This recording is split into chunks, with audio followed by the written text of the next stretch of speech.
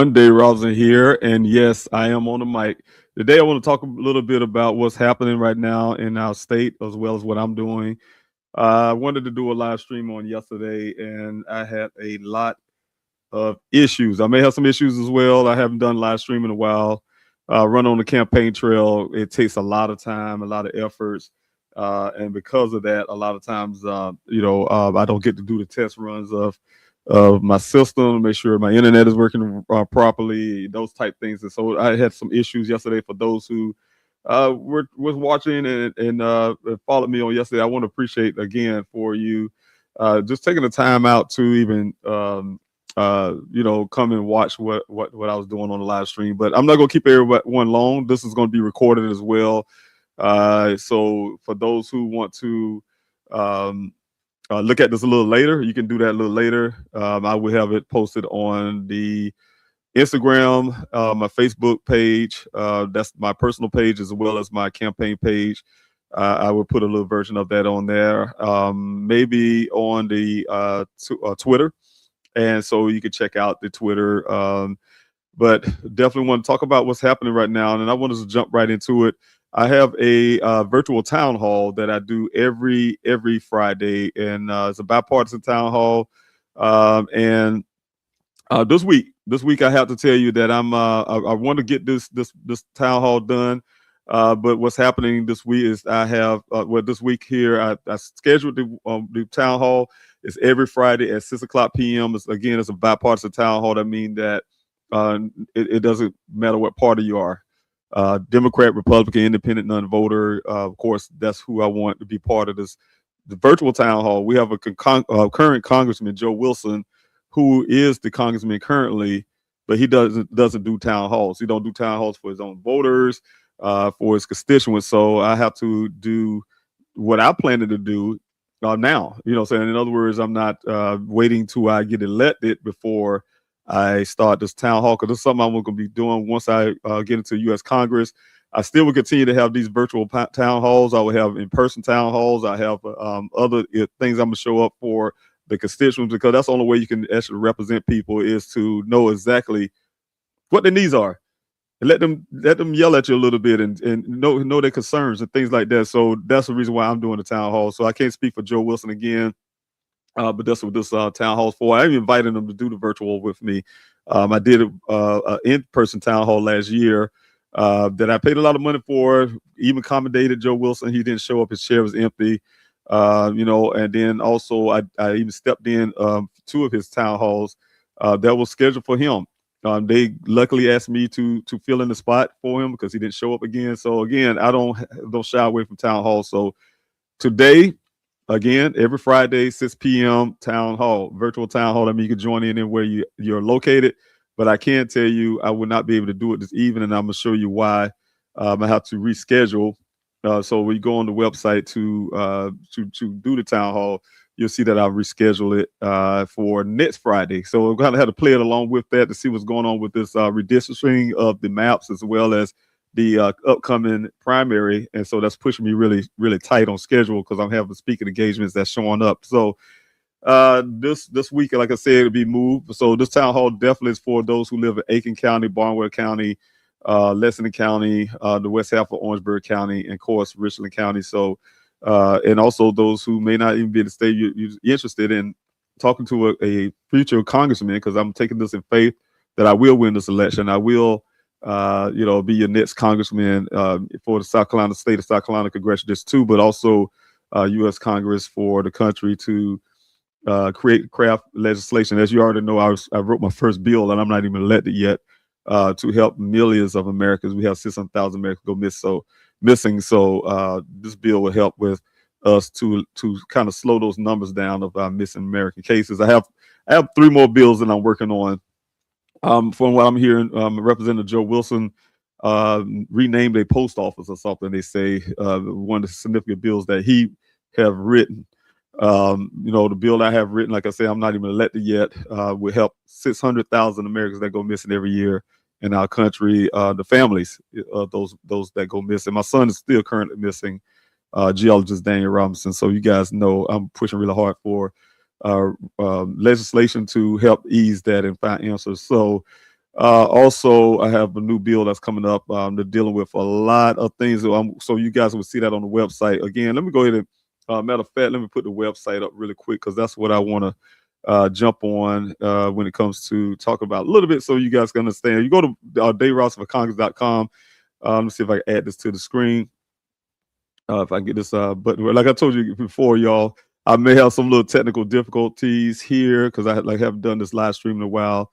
And let's see here if I get everything working the way it need to be working. Let me move this first, and then I go here and put in the town hall, the website.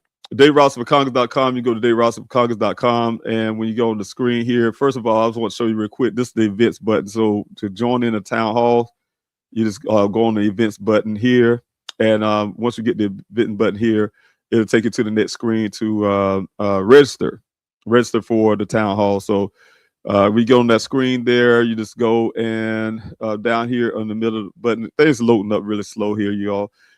And once you get here, you'll see here on where you can register if it loads up for me. Moving kind of slow, but in the meantime, yes, you go register on this page here. It's the button here for your registration here. And again, like it would have been today at 6 p.m., you'll see this change. It's going to still have the same time, but when you push the registration button, it will take you to the next page. Here, it'll have all the information where you can actually register. And I don't know why everything's moving really slow for me right now, but you can register right here, and information here for you to actually register to get on the town hall, where you can actually join me on screen, or you can just just have a communication through the comment section and things like that. But you definitely have to register, and all the rules to this the whole town hall is to be respectful to everyone, again, because this is a bipartisan town hall. That means that everyone is invited to join. And I wanted you also to be able to scroll down a little bit, and you'll see all the events that I'm attending. These are past events, so this is going to change today as well to reflect some of the ones that's happening currently. I do have the May 16th prayer, the breakfast meeting that I'll be going to. But some of these has already passed, and there's some things that I have already done. But you'll see some of the ones that, for instance, the one this evening, you'll see that reflected, as well as some of the ones that's coming up before June 9th, the primary date. So you want to find out what I'm doing here. You want to be a part. It'll be right here on the plan section there. So again, I just want to say thank you, everyone who's been supporting this campaign and supporting everything I have been doing so far. I truly appreciate each and every last one of you. It's very important for me to continue this work. But yes, really quick here, I want to get one more thing in before I jump off of this live stream. And I've been trying to do this live stream every day for as much as I can. Whether I'm out in the streets, here, I've tried to do some type of live stream. Well, a few live streams, because I had to do one for the campaign, and also I had to do one for my son. Please help find Daniel. And I will be doing some more live streams for that, talking about my son's case and what I'm currently doing.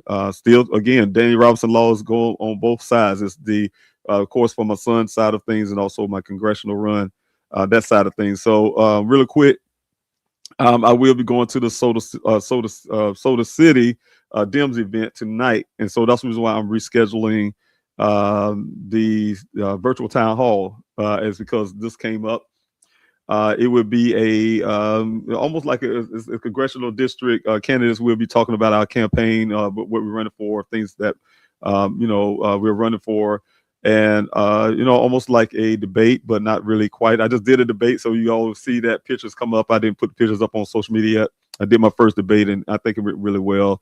But definitely will be having this event tonight. So you want to get registered, go to Mobilize and look up this Soda City Dems, and you can register, and you can be a part tonight, and hear from the candidates. I'll be one of the candidates speaking, and hear from us, and see our vision for the state, and also, in my opinion, for the country.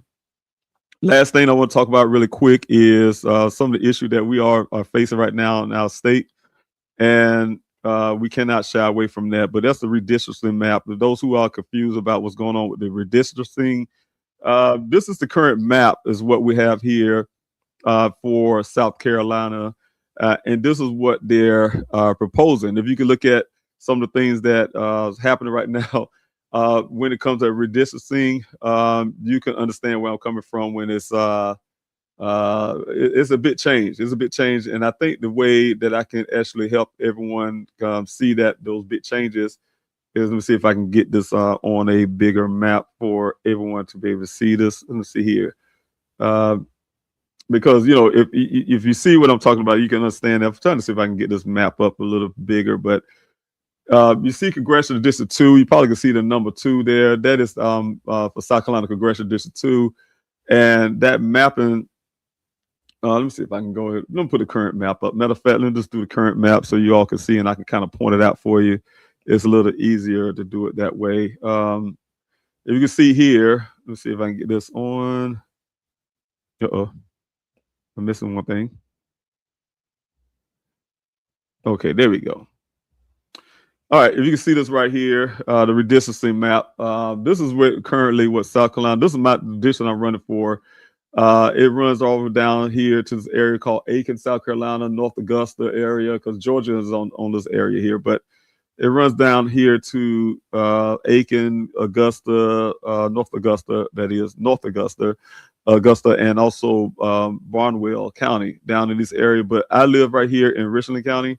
So let me see if I can make this map a little bigger so everyone can see this.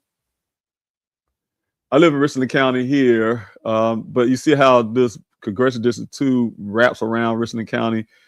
This map been drawn before by the Republicans, and it was to grab power. So that's the reason why you see it kind of hug around, like it's actually hugging around Richland County, because it's grabbing certain areas that would vote mostly Republican, you could say, I guess.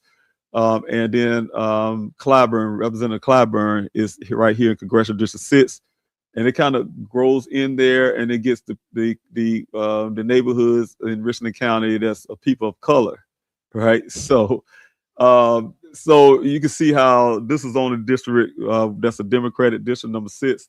The rest, everything you see out here is all Republican, right? But what they want to do now is change this whole mapping from that to, let me see if I can get the other map up real quick here. I thought I can pull it up and see. Maybe I can put it down first and put this up. But anyway, this is the second map. This is what they're proposing. So they want to change it up and take all or most of all of Richland County and then eliminate Clyburn's district, right? And then push Congressional District 1, change that to be Congressional District 6, 7, and so because we have 7 districts here. But what I'm saying is this was Aiken County, still got North Carolina, but that kind of brings Joe Wilson, the one I'm running for, it'll bring that all the way down here in some of these areas that normally would have been under James Clyburn. So we got Orangeburg as well, most all of Orangeburg, even further, because a lot of this was Clyburn district as well. And so that way they're trying to grab more power and trying to dilute the vote, because a lot of these areas, especially Orangeburg, is people of color is very highly populated density. There's a lot in Richland County. And I'm just speaking of Congressional District 2. There's a lot of other things going on in this areas as well. With Congressional District 1, they changed up here to eliminate Clyburn. And so they're weakening the vote of those areas. All this area would have been mostly those who mainly vote Democrat. So to kind of change the dynamics and things like that. So that's what we're dealing with right here in South Carolina. Is very how I want to say, for me personally, I feel like it's very troubling, because I don't like the fact that we have let me see if I can get myself on the screen now. I don't like the fact that we have a person who's out of the state. If I can get myself on the screen, you guys bear with me for a second here. Someone who's out of the state. We know we're talking about the president of the United States, putting his thumb out and calling someone and say, hey, you need to do this for me. And the issue I have is that I don't look at life as well. That's why you see I have a bipartisan town hall, for instance. I don't look at running for office or representing the people the way these people are representing people, right? And it's a problem to me, because the way I look at representation, it has nothing to do with your party. I mean, parties just have something to do with your values. You know, I have certain values and things that align with Democrats. That's why I'm a Democrat. I'm sure people do that when they have things that align with being a Republican. As a Republican, an independent, everybody have their own different values. But I'm sure they don't go with every detail of everything that's been said. And this, you know, you have these values, but you kind of weigh out what your values are and where you stand on the values. But when it comes to representations, it has nothing to do with your party, nothing at all. It's like when you listen to the people that you say you're representing, you see what the needs are, and then you fight for those interests, right? But then you got someone who's never been in your state, don't care about your state. Only thing they care about is winning, so they probably can go for a third term. You know, whatever the case may be, do things that's outside. I mean, you know, the way I understand it, uh, I'm not the only person. I'm not the only person who's you know, who could be in office that can do a great job. I'm just saying. And so I'm saying for right now, I'm doing the job I want to do and fight for it. But once my time is up, my time is up. You know, I'm sure somebody else can come in and do something similar or even better. That is the way life is. And so what I'm saying is, you know, just to see that's happening in our state, it's really annoying. You know, it's really costly just to run for office. A person like me who decided to run for good reasons, and that is to again the bill that I wrote, Daniel Robinson Law, that to help thousands of Americans that go missing. The other three bills actually that I'm working on now is going to help South Carolinians as well as those who are in this country. It's a bill that I've been working on that I was hoping I can get it done before the primaries, but I'm going to be introducing that pretty soon. I talked to a congresswoman about it, and hopefully I can get this introduced and start sharing it with the public. So one other bill. So I'm saying actually doing the work. I'm doing the work now. But what I'm saying is, you know, it's just the fact that when you come to try to represent someone in your state, but you got someone else, you know, impeding on that because they have different interests. The reason why they want to do certain things, well, ask the state to do something that's outside of what the people want.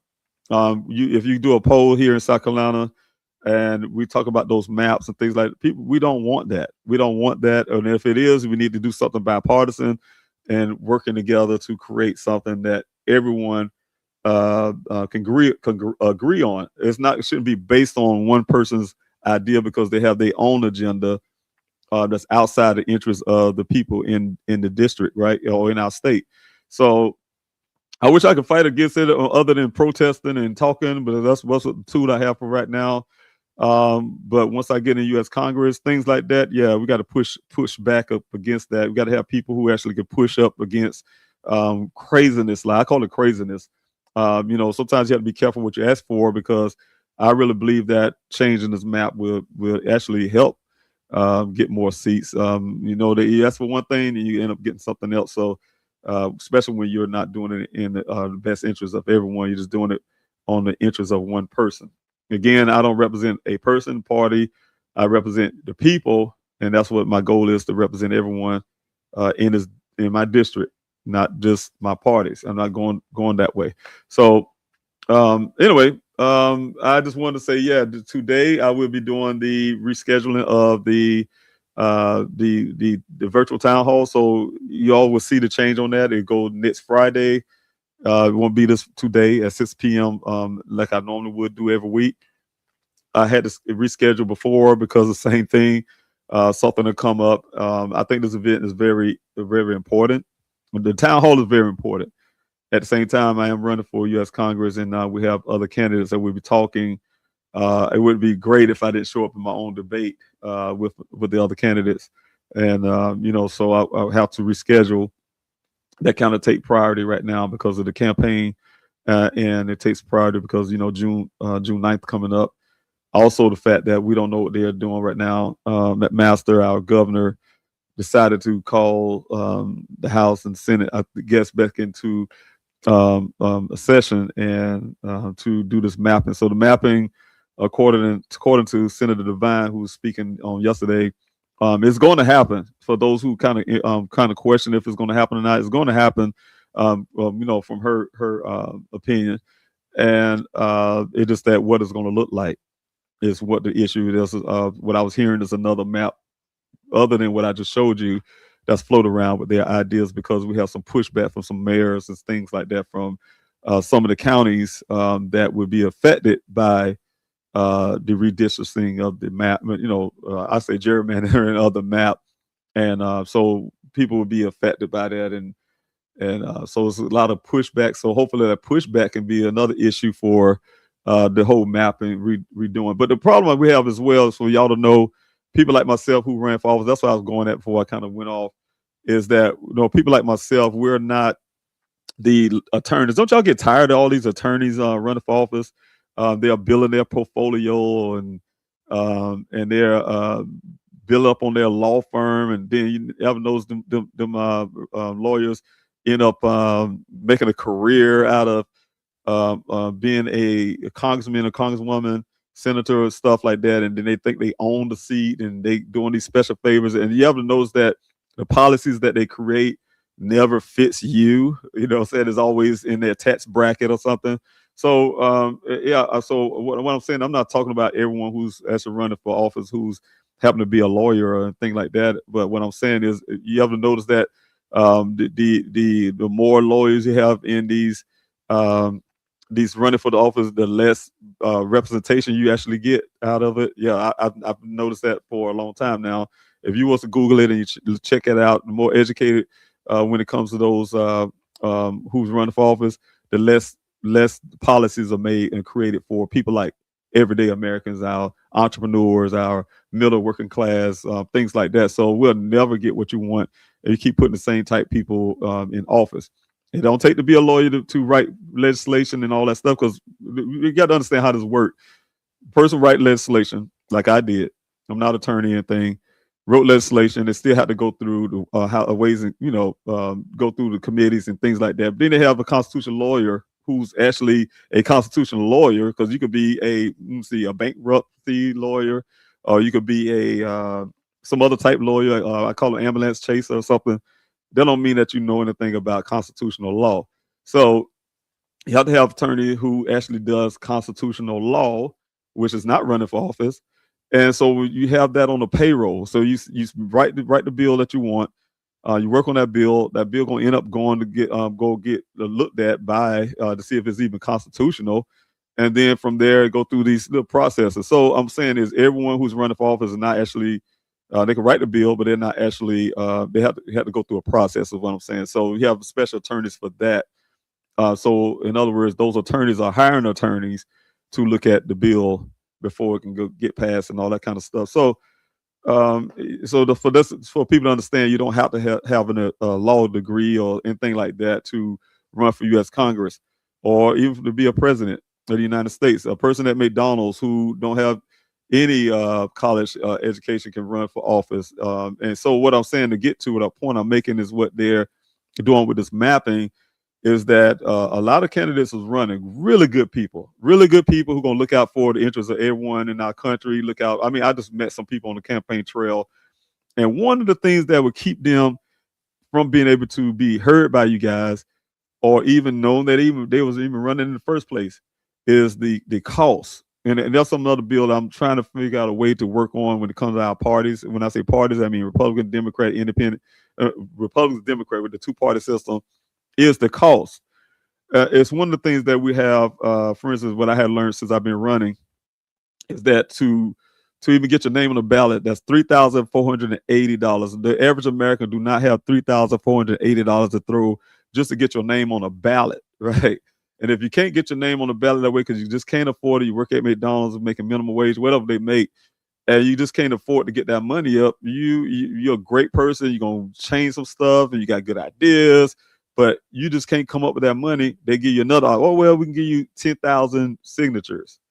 And that's going to be hard to come at. So essentially what's happening is they kind of pick the people they want to continue to run for office that don't necessarily matches your interest, right? Because then, you make it hard for anybody, because the Constitution is written way that everyone, if you're a nationally born citizen here in the United States or naturalized, after a certain length of time, you can anybody can run for Congress. Anybody can run for to be a president of the United States.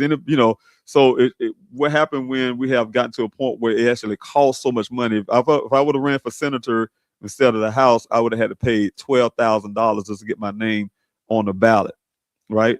And so you ask those questions of why is that? Why is that? Why is that?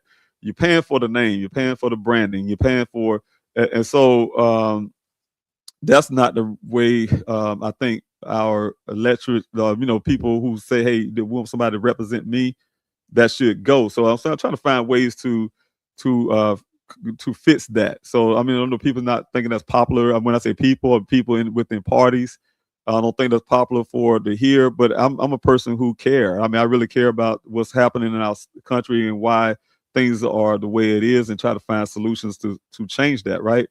And so that's one thing I think about. Anyone who has really want to change some things and really want to do the right thing should be able to run. And now a lot of times it's the people who's being affected. And they say, hey, look, the cost of living is high. I can't even keep a savings account. I got these bills coming all through my nose.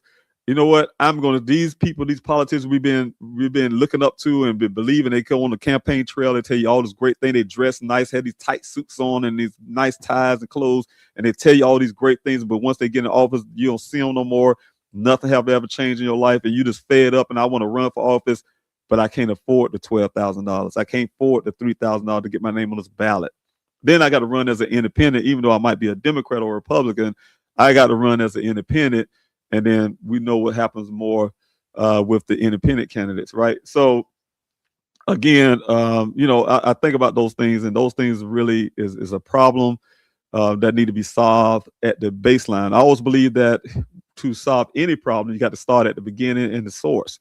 We talk about the great things, the people who's like President Trump right now. We talk about those who are already in office, and and we'll say, oh, they're not doing this. We got to start looking at sometimes we got to go back and look at the where it all starts at too, to got to this point where they're at right now, right? And so that's the way I look at solutions, to try to look at the foundation of that problem and get it at the root, and then try to fix it from the root, and get it going up the other direction, because it's already there. It's almost like you see the root above a weed above the ground. The weed is already there. You know, say, and you can go cut the grass and cut the root. Say, hey, I'm gonna vote up, but cut that grass and get get rid of that weed, but the roots are still in the ground, right? And it's gonna spring back up, right? So you got to go and fix that, get that root out of there, and the problem. And so that's the way I like to approach, the way I like to craft legislation, hopefully to create new ideas, is to get it from the root, and get it fixed the correct way, get the foundation set, reset that foundation that will give the country what really should be happening right now in our country. So we already know the oligarchs are running the country. We see that. I heard the president of the United States say he didn't care about the situation that we're going through, the economic stresses, in other words, and I'm paraphrasing the sense of what's happening in our country with the rising costs. He's concerned just about the war in Iran. I get it. We don't want Iran to have a nuclear weapon. I don't want them to have a nuclear weapon. At the same time, you should be able to, being president of the United States, be able to chew gum and do that at the same time. And so, meaning that, yeah, your decision making has to be the welfare of those who you represent. And you don't just, and again, even if the president of the United States is the top of the ticket, you cannot represent just your people in your party. You cannot try to squeeze down the people who don't vote like you, don't vote for you. You're the president of the United States for everyone in the country. Like when I win in November, the primary, and then November, I'm not the congressional representative for Democrats or those who voted for me and got me in there, right? I'm the congressman for everyone in my district. I mean, everyone, even the Republicans that don't like me, say, hey, they don't like me only because I say I'm a Democrat, because I run into that in the street as well. I mean, no, I heard someone told me in the chat said, I think he said, I'm going to take their guns away or something, bringing that thing up. And I said, you know what? Did you ask me? No, they say I didn't like guns. That's what it was. And I said, did you ask me? Did you ask me, do I like guns? You going by whatever you hear in the wind that somebody in your party told you, and paint everybody with a one brush or something like that. And you didn't come to my town halls, or you didn't hear from me or ask me the hard question, what I think, and what my values really mean, and things like that. You didn't ask me that. You just went off and say, hey, you're a Democrat, so you're this, and then give the thought to even hear what I have to say. So again, what I'm saying is, I kind of want to make sure that we're actually, doing this thing the right way. So again, I've been trying to do some more lives. I've been trying to do lives every morning. I'm gonna try to do some lives in the evening, all the way up to the primary. So y'all want to come back and listen to David on the mic, I will be doing that.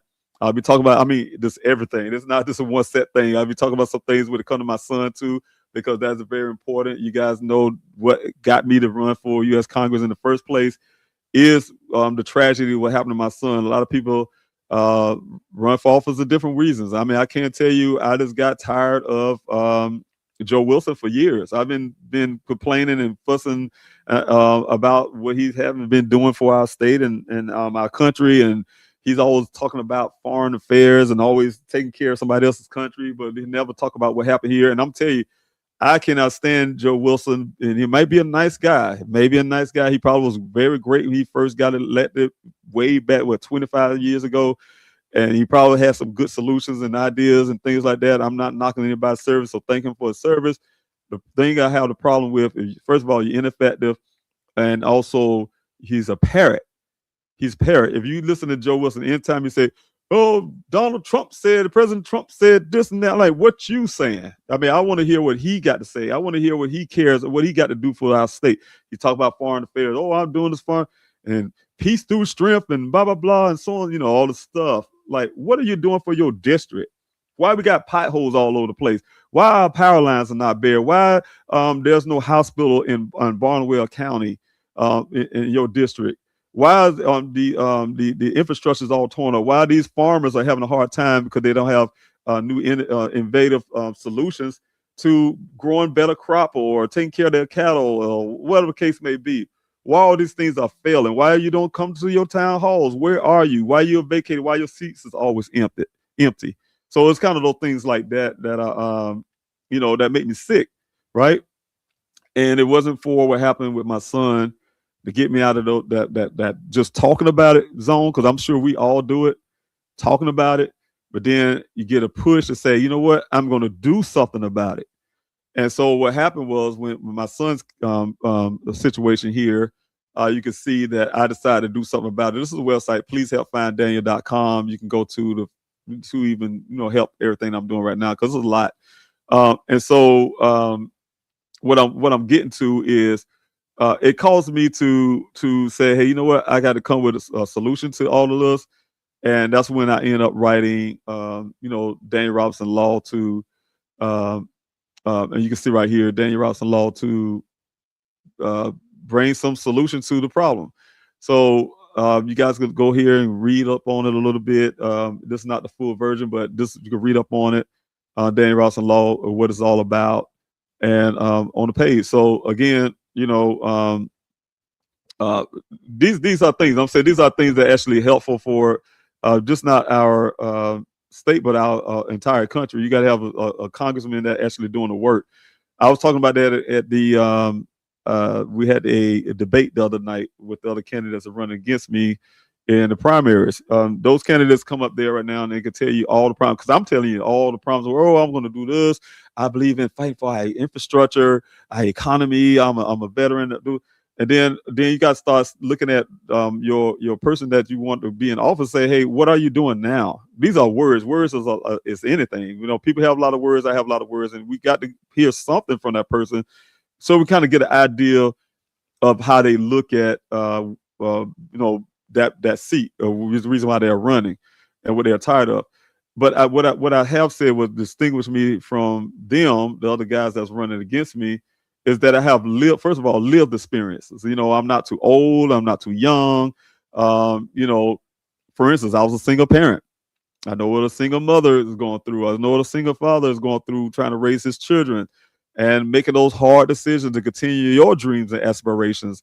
And then struggling trying to go to college and trying to pay college debt, and try to keep yourself in school and try to juggle. But I know how it is about healthcare. You can't get insurance, or you need healthcare insurance, and you're trying to take care of your children get sick and things like that.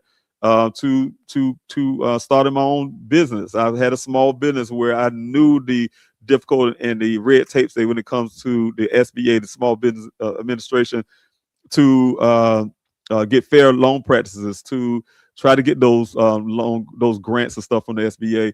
But I've been there trying to grow your business, and how much it is with these taxes, with the fuel costs going up. Because I remember in 2004, when Bush was in office, I was living. I used to call it. We used to say the word ghetto fabulous. You could say, well, I was a thousandaire. I wasn't a millionaire, but I was a thousandaire, and so living pretty decent, taking care of your children, started my small business, and doing very well. And then President Bush came in and just tore that all up. And you're struggling again and struggling trying to make ends meet. And so I have been there with that, with struggling business, but then making that business successful to a point that I feel like it was doing very well. But then after 9/11, I ended up closing that business and joining the U.S. Army because I wanted to give this country something greater that I had. And that was my experience of driving trucks.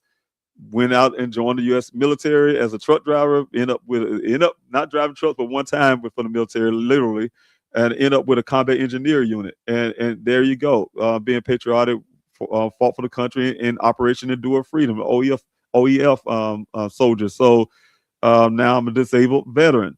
So I'm saying the distinguishing difference between myself and them is the live experience, the understanding what people are going through, the struggles. I'm not like President Trump, who's a billionaire. I never do get that point where we all somehow feel like a billionaire, really care about your interest. This man believed that you had to get ID just to go buy groceries. He never had to buy groceries a day in his life. Buy groceries. I mean, this crazy stuff that you hear don't have this totally out of touch what you actually living in real time. So of course, a person who have not have that lived experience cannot have a full empathy or care about what you're actually going through unless they've been through it themselves. I look into Jermaine Johnson, for instance. He's a gentleman that's running for governor here in our state. Listen to his story, live the experience, saying that kind of mold you and shape you to really caring about getting things done. And I think we kind of ignore that for the shiny, flashy person.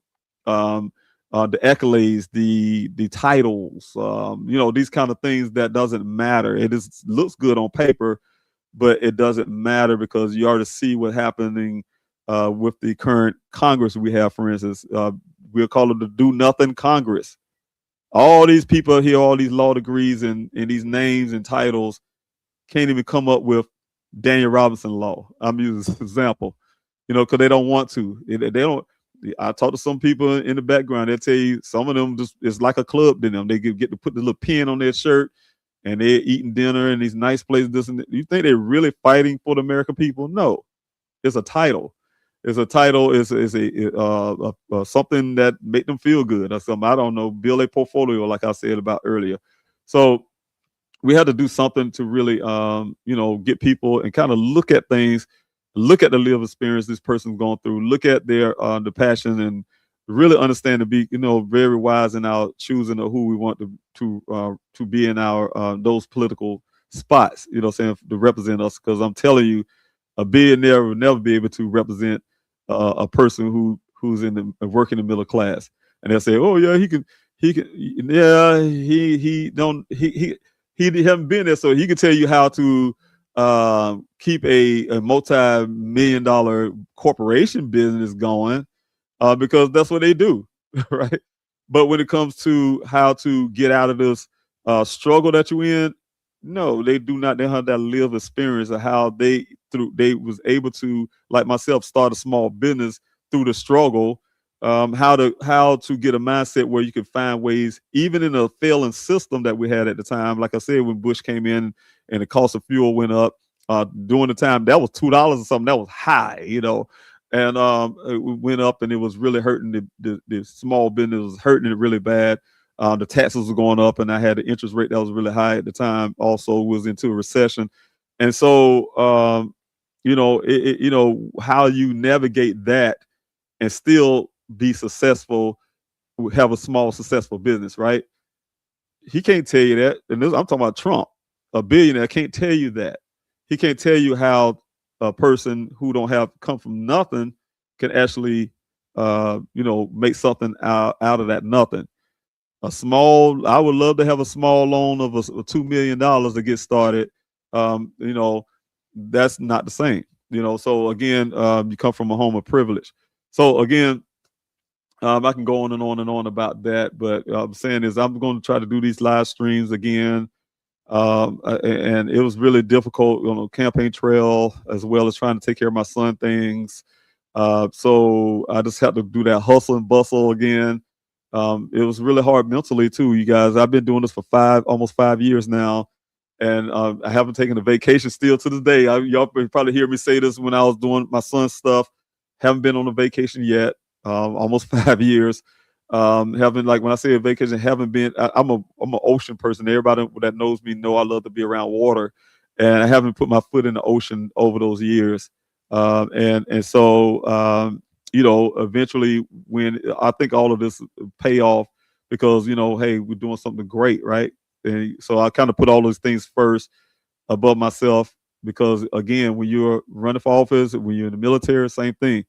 You're doing something bigger than yourself, right? You put yourself in a place that a lot of people would never ever do. People don't see it that way, so that's why I say I don't. Again, I want to put up front. I don't try to take away from any candidate why they're running, what their real reasons are. I only can speak for myself, and then what I kind of can see from outside looking in. I'm not talking about individual person. When I say, oh, these lawyers coming in, and that's all we got. A whole bunch of lawyers do nothing, and their field has nothing. What they're lawyers for has nothing to do with certain. We have one gentleman again. When I brought that bankruptcy attorney up, he's a bankruptcy attorney. What the hell to do with crafting law about your life? What I'm saying, he's not gonna he's not gonna know anything about. I'm using example crafting legislation for missing Americans, like I have done, because he don't know anything about that type of thing. So right, so and so I was able to do that as a person don't know anything about law. You go and teach yourself certain things, and you can just do it. I introduced that bill to Senator Ott here in South Carolina, and he was really like, "Wow, you did really good," and I was starting that off, and I did it myself. When I had to give it to him in his office, and so I'm saying is, anyone of you all can craft legislation. By the way, you don't have to be, you can't introduce it. That's the reason why I had to give it to Senator. He had to be the one. He's the senator. I'm not the senator.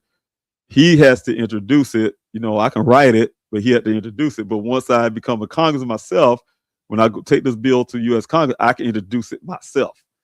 The other bills I have, I can introduce those myself. And so here I am coming in, starting with Joe Wilson. He's been there for 25 years, and I'm hearing only did one. He ever wrote one bill in 25 years. I don't know. It could be not accurate. Could be accurate, not. But let's say he wrote 5 bills in 25 years. I have 3 bills, and I haven't even got in office yet. So you can see these guys. They could be in office, and they tell you all these promises every time election cycle come around, and then somehow we believe them.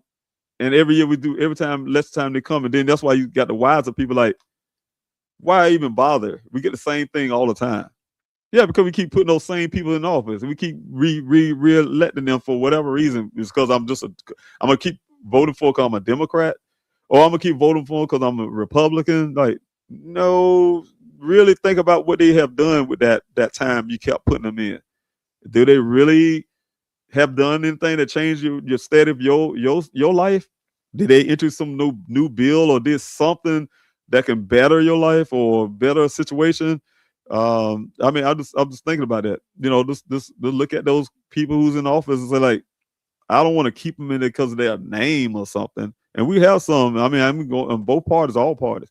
We have some names up there. You start looking at their record and what they're doing. You be like, why people keep voting them in? I mean, you just like their name or something, or they get on TV and start talking all this great stuff and yelling and calling, say, yeah, they doing this and pointing out all the bad stuff they do, but you ain't showing no solution about trying to at least try to change the situation other than your words.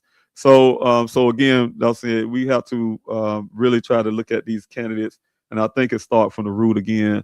For all these people I've met on the campaign trail who are actually running, and they got kicked out, believe it or not, because they couldn't get their name on the ballot because they just couldn't afford $3,480. If and I say this all the time because it's stuck in my head because I know the struggles of coming up with $3,480 just to get your name on the ballot, or if you had to get 10,000 signatures, or if I was running for senator again, for U.S. senator, I think it's like $12,000. You know, could you imagine a retired military guy want to pull out $12,000 just to put his name on it, just to put you don't get that money back, win or lose, just to put your name on the ballot. You got to get 12,000 something dollars to put your name on the ballot to run for office. Like, why is that? That's not what the Constitution says, and so you got to start asking those kind of questions. Why they have a system like that, and that is to eliminate. That's why we have these attorneys, do nothing attorneys running for office, and the all thing they're doing, they say, "Man, I'm running for office, and my law firm is growing." Because they look at that person, oh, that person runs for office, and this law firm, I'm gonna go to this attorney. I mean, that's advertising for them. They're building a portfolio. I am in law school or something. It has nothing to do with being a representative of the United States. It has nothing to do with being a president. Trump is not an attorney. So has nothing to do with running for office. And we get all tripped up into these titles and get tripped up into this imagery, and then we get the same result. So again, thank you everyone for joining in. Please join in on my live streams. Join in my town hall again. I will be counseling the town hall because I have to, and it's every Friday. Bipartisan Town Hall is every Friday. Democrat, Republican, Independent, everyone is every Friday at 6:00 p.m. But today, I will not be able to do the town hall because I will be, doing the debate tonight. That can kind of taking precedence because I want to make sure I be there. I have to be present. I can't do both at the same time. And that came up. The party decided to have it on that day, on Friday, today. And so I'll be doing that this evening. So you can join in again with me if you want to watch that. It's virtual.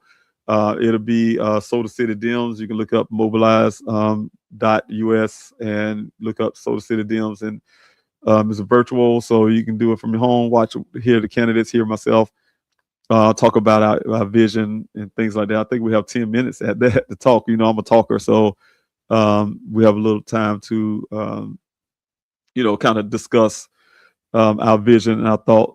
You want to get in contact with my campaign, you go davidrobinsoncongress.com to donate, but you also can contact me right here on the bottom of the screen, contact at davidrobinsonforcongress.com. That's contact at davidrobinsonforcongress.com. And also you can text or call me and get in contact with me directly or the campaign.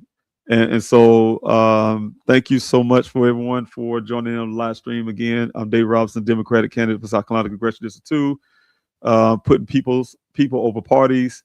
Definitely want to represent. So again, I need your support. I need to win this primary, regardless of them changing the mapping. And again, lastly, if they finish what they're doing with this mapping, they're trying to push the primaries. So y'all be aware of this. Primaries normally, it would have been June 9th. And we're waiting. I think they're going to probably be finished today, waiting to find out what's going to happen because they're trying to push the primary all the way to August. So if that happens, I will be still on the campaign trail, but not as roughly. And maybe I can finally get some type of break. And I can focus on also on some things with my son. But you get the campaign we kind of pick back up. I think probably sometime in the summer, because August is a long way from here. I still will be coming, trying to knock on doors. I still be trying to do some things here online, so people know I'm running. The issue is we're trying to figure out is that are we going to get out $3,480 back, or how that's going to work towards this new um, primary date if it's pushed. So those kind of things are up in the air, and questions that a lot of candidates are asking about. Because again, that's not easy money to come by from anyone, unless you're, some high dollar person who throw millions of dollars or this and that on your campaign. So again, thank you again, everyone. I hope you're having a wonderful and blessed day. Day Rouse of Congress. Thanks so much, and take care of yourself. You'll see me again. Take care.